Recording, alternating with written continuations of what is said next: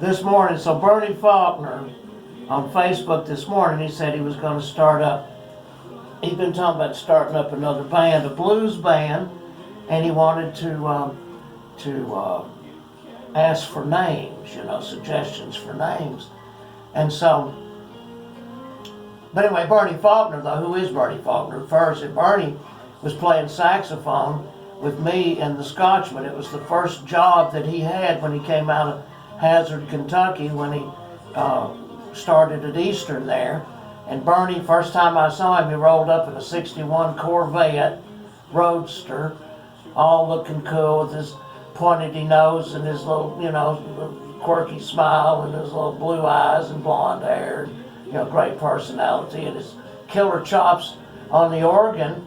And I said, man, I wish he wasn't an organ player, because that's what I play in my band. I put you in my band. He said, well, I play saxophone. I go, well, then you're in. He said, okay. So then he was in the band. And so later, a couple years later, the Exiles called me up and wanted me to play keyboards with them, because Buzzy was leaving to go. Well, there's two different stories where he was going. I think there's three.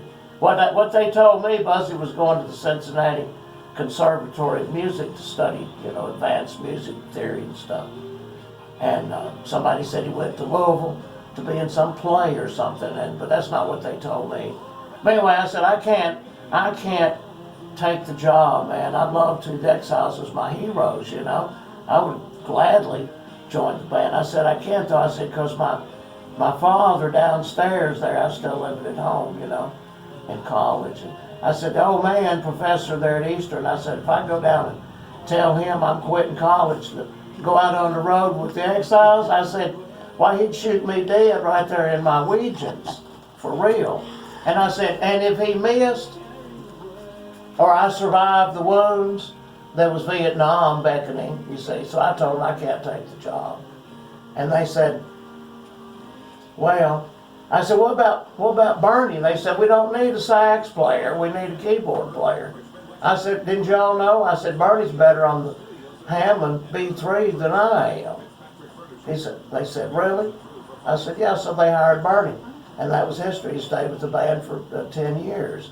Anyway, so now he left the band to look after his father, who was sick and dying, and take over the Oldsmobile dealership up in Hazard. And so he wasn't there for the kiss you all over stuff, which I imagine he kind of wished he was. I would too, And so, anyway, so Bernie, he spent thousands of hours in the studio recording songs, all different genres of songs, from bluegrass to everything, country to rock to jazz. I mean, everything.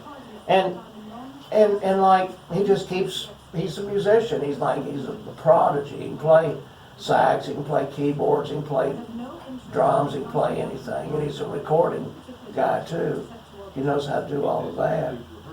And so anyway, Bernie, he really hadn't, I don't think, ever just sort of found what he really would be like to be doing, especially about this time of his life.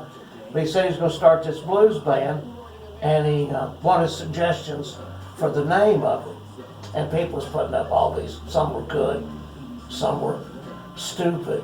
One was stupid but good. It was like, said you could come out naked and you could call it the Nudie Blues Band, like the Moody Blues.